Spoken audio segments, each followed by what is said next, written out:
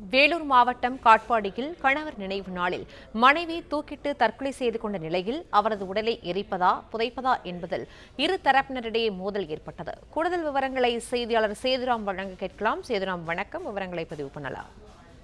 வணக்கம். வேலூர் மாவட்டம் காட்பாடி அடுத்த பிரம்மபுரம் தாங்கல் பகுதியை சேர்ந்த பன்னீர்செல்வம், இவரது மனைவி சாமுண்டீஸ்வரி. இவர்களுக்கு திருமணம் ஆகி 8 ஆண்டுகள் மேல் ஆகிற நிலையில் கடந்த 2 ஆண்டுகளுக்கு முன்பு உடல்நலக் குறைவால் பன்னீர்செல்வம் தற்கொலை செய்து கொண்டுள்ளார். கணவர் இருந்த சோகத்திலும் குழந்தை இல்லாத நிலையில் சாமுண்டீஸ்வரி விரக்தியில் இருந்ததாக கூறப்படுகிறது.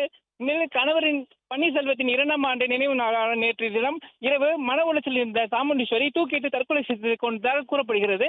இது குறித்து காட்பாடி காவல்துறையினர் வழக்கு பதிவு செய்து விசாரணை மேற்கொண்டு வரும் நிலையில் பெண் வீட்டார் சாமுண்டீஸ்வரி மரணத்தில் சந்தேகம் இருப்பதாக கூறி உடலை எரிக்க வேண்டாம் என்றும் புதைக்க வேண்டும் என்றும் கூறியுள்ளனர். இது தொடர்பாக பிரம்மபுரம் பகுதி பெரியவர்கள் எதிர்ப்பு தெரிவித்த நிலையில் பெண் வீட்டாருக்கும் சாமுண்டீஸ்வரி பிரம்மபுரம் பகுதி பெரியவர்களுக்கும் இடையே வாக்குவாதம் ஏற்பட்டு மோதல் ஏற்பட்டுள்ளது.